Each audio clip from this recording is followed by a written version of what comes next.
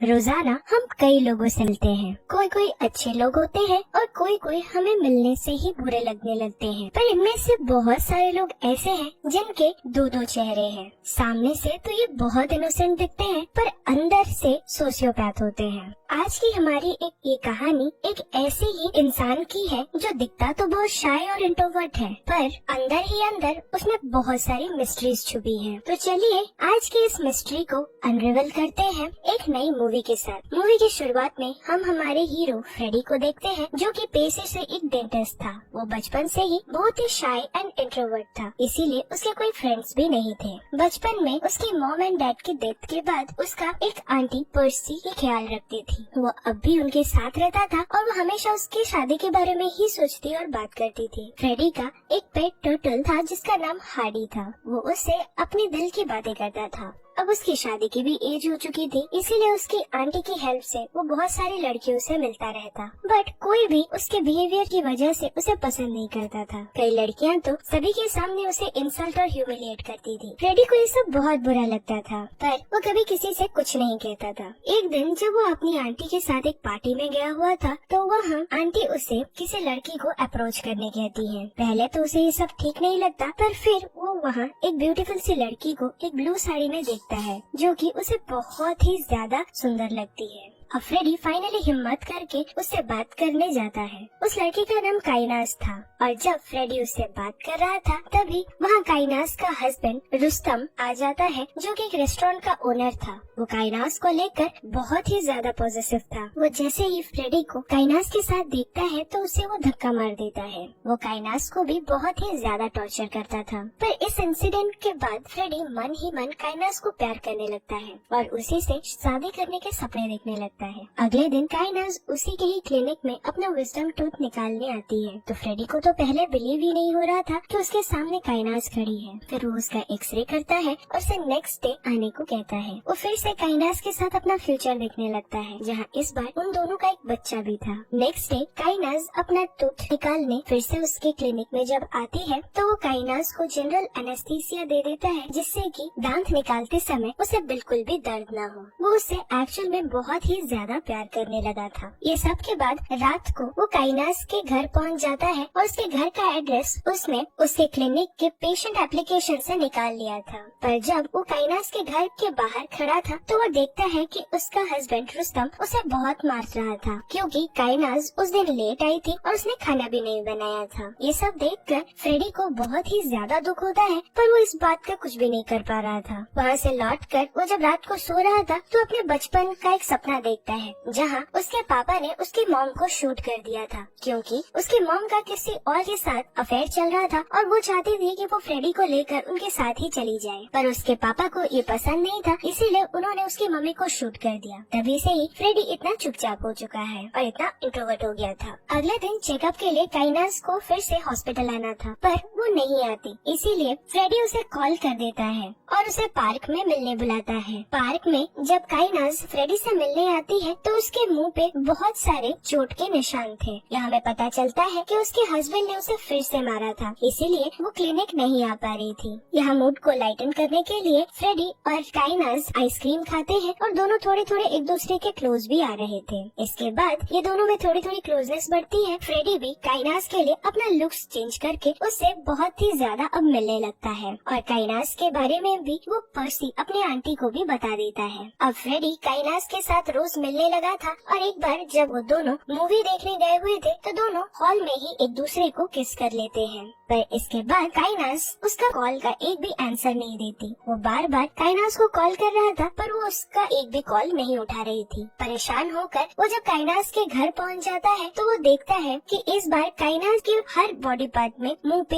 हर जगह पे बहुत सारे चोट के निशान हैं, जिसका मतलब ये था कि इस बार उसके हस्बैंड ने उसे बहुत ही बुरी तरह पीटा है। फ्रेडी ये सब देखकर बहुत गुस्सा था और उसे ये सब और सहा ही नहीं जा रहा था, तो इसीलिए वो सीधे काइना मारकर उनके रास्ते उसे हटा दे। पर जब ये प्लान वो काइनास को बताता है तो काइनास डर जाती है और उसे ऐसा करने से मना कर देती है, क्योंकि वो फिर से और कोई प्रॉब्लम में नहीं फंसना चाहती थी। इस पर फ्रेडी उसे दिलासा देता है कि उसे कोई प्रॉब्लम नहीं हो, वो रुस्तम का मर्डर खुद ही कर देगा। अगले दिन प्लान के मुताबिक जब रुस्तम वॉक पे गया था तो फ्रेडी उस पे अपनी कार से टक्कर मार के उस पे अपनी कार चढ़ा देता है, जिससे उसकी मौत वहीं पे ही हो जाती है। इसके बाद फ्रेडी कुछ दिनों के लिए अंडरग्राउंड होने के लिए अपने फार्म हाउस चला जाता है। पुलिस को जब इस बारे में पता चलता है तो पुलिस को लगता है कि रुस्तम की मौत हिट एंड रन की वजह से ही हुई है, पर फिर भी पुलिस रुस्तम की मौत का इन्वेस्टिगेशन कर रही। दूसरी तरफ फ्रेडी को लग रहा था कि अब जब रुस्तम अब उनके रास्ते से हट चुका है, काइनास अब फाइनली उसकी हो जाएगी। इसीलिए खुशी से जब वो काइनास से मिलने जाता है तो उसका काइनास को देखकर दिल टूट जाता है, क्योंकि काइनास के अपार्टमेंट में काइनास अपने बॉयफ्रेंड रेमन के साथ मस्ती कर रही थी। फ्रेडी को अपने घर देखकर काइनास उसे वहाँ से चले जाने को कहती है। यहाँ फ्रेडी को समझ आ जाता है कि काइनास ने तो सिर्फ उसका यूज किया है,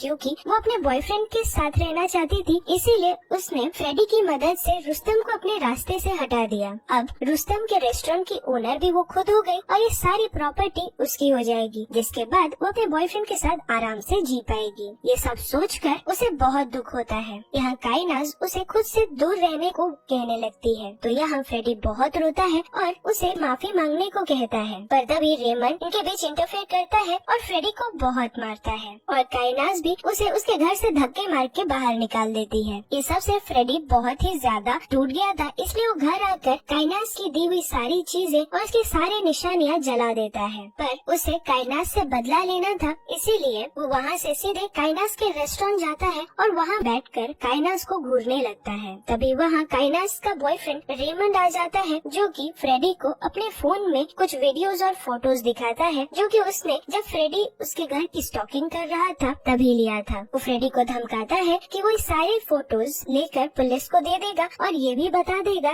उसी ने ही रुस्तम का मर्डर किया है। ये सब सुनकर फ्रेडी डर जाता है और वहाँ से तभी के लिए तो चला जाता है, पर इस ह्यूमिलिएशन का बदला लेने का वो एक फुल प्रूफ प्लान इसके बाद बनाने लगता है। इसके बाद फ्रेडी काइनास के अपार्टमेंट का एक डुप्लीकेट चाबी बनाता है और जब ये दोनों नहीं थे तो फ्रेडी उनके अपार्टमेंट के अंदर घुसकर उनके खाने में नींद की दवा मिला देता है और काइनास के फेस वॉश में डिस्टिल वाटर लगा देता है। एक्चुअली काइनास को डिस्टिल वाटर से एलर्जी थी, इसलिए जब काइनास और रेमन घर वापस आकर वो खाना खाते हैं और फिर काइनास अपना फेस वॉश करती है तो उसके फेस पे एलर्जी हो जाती है। नींद की दवा उनके खाने में मिली थी, इसीलिए दोनों बेहोश भी हो जाते हैं। अब जब दोनों बेहोश थे तभी इनके अपार्टमेंट में फिर से फ्रेडी आता है और पहले तो रेमन के फोन से सारे वीडियोस एंड फोटोज डिलीट करता है और फिर काइनास के फोन से खुद को एक मैसेज करता है। फिर जाने से पहले वो रेमन को बहुत सारे थप्पड़ मारता है और फिर वहाँ से चला जाता है। सुबह जब काइनास उठती है तो उसके फेस पे बहुत ही ज्यादा एलर्जी थी। वो खुद को ऐसे देखकर चिल्लाने लगती है और रेमन को उसे हॉस्पिटल लेकर चलने को कहती है, पर जब ये दोनों हॉस्पिटल जा रहे थे तो उनका अचानक गाड़ी का ब्रेक फेल हो जाता है। एक्चुअल में फ्रेडी रात को जाने से पहले रेमन के कार का ब्रेक फेल करके गया था, इसी वजह से यहाँ दोनों का एक्सीडेंट हो जाता है, पर दोनों को चोट नहीं लगती। इसके कुछ दिन बाद काइनास को पता चलता है उसके रेस्टोरेंट को फूड सिक्योरिटी वाले सील करने वाले हैं, क्योंकि पिछली रात किसी कस्टमर के फूड आइटम में एक छिपकली मिल गई थी जिसे उसने ऑनलाइन पोस्ट कर दिया था। अब यह वायरल हो चुका है, इसीलिए फूड सेफ्टी वाले उसके रेस्टोरेंट को बंद कर रहे हैं। ये सब मैटर को सॉर्ट आउट करने के लिए काइनास और रेमन जब उनके रेस्टोरेंट पहुंचते हैं तो मौका देखकर फ्रेडी फिर से उसके घर पहुंच जाता है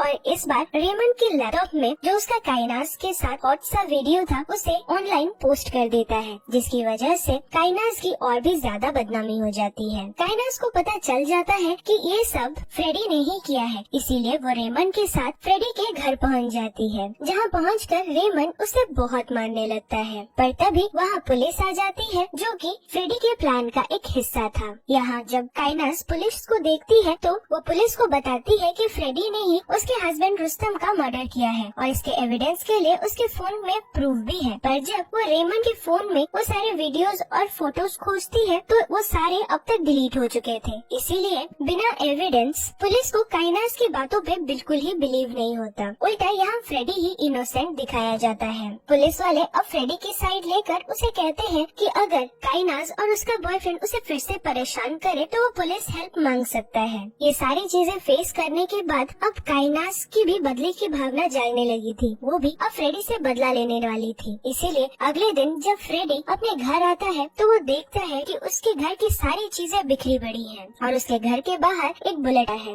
ये सुनकर काइनास और रेमंड दोनों डर जाते हैं और सारे घर में स्नेक को ढूंढने लगते हैं। पर जब उन्हें स्नेक नहीं मिलता तो वो दोनों अपना घर छोड़कर एक लॉज में जाकर रुक जाते हैं। पर लॉज में पहुंचते ही काइनास और रेमंड फिर से फ्रेडी को कॉल करते हैं और उसे बताते हैं कि आते वक्त उन्होंने उसके फ्रेंड टर्टल को उनके साथ ले लिया है। फ्रेडी ये सुनकर शॉक्ड हो जाता है और जाकर जब अपना सीसीटीवी फुटेज चेक करता है तो देखता है कि रेमंड ने उसका टर्टल वहाँ से ले लिया है। रेमंड उसे बताता है कि उसने उसे मारकर उसका सूप पी लिया है। ये सुनकर फ्रेडी को बहुत ही ज्यादा दुख होता है क्योंकि इस अकेली दुनिया में हार्डी ही उसका एक दोस्त था, पर इन लोगों ने उसे भी मार दिया, उसे भी उससे छीन लिया। ये सब के बाद फ्रेडी और भी ज्यादा रिवेंजफुल हो जाता है। इसीलिए वो काइनास के घर के पास एक भिखारी को कुछ पैसे देकर पुलिस के पास एक स्टेटमेंट देने के लिए भेज देता है। वो भिखारी भी पुलिस स्टेशन जाकर स्टेटमेंट देता है कि उसने देखा था रुस्तम को एक गाड़ी ने ही कुचला था। वो गाड़ी का नंबर फ्रेडी के ही गाड़ी का नंबर देता है, जिसकी वजह से इन्वेस्टिगेशन करने के लिए पुलिस फ्रेडी को बुलाने लगती है। जब फ्रेडी की पूछताछ होती है तो वो बताता है कि ये गाड़ी उसी की है, पर उस दिन वो ये गाड़ी नहीं चला रहा था। एक्चुअल में उस दिन काइनास की गाड़ी खराब हो गई थी, इसीलिए उसने अपने बॉयफ्रेंड को फ्रेडी से कार बोरो करने को कहा था। इसलिए उसे पता नहीं था कि वो बोरो करके उसकी कार के साथ क्या कर रहे हैं। और जब ये मर्डर वाली बात फ्रेडी को पता चली तो उसने काइनास को कहा था कि ये सारी चीजें जाकर वो पुलिस को कन्फेस कर दे। पर तभी काइनास ने उसे मैसेज किया और थ्रेटन भी किया कि अगर वो पुलिस को कुछ भी बताएगा तो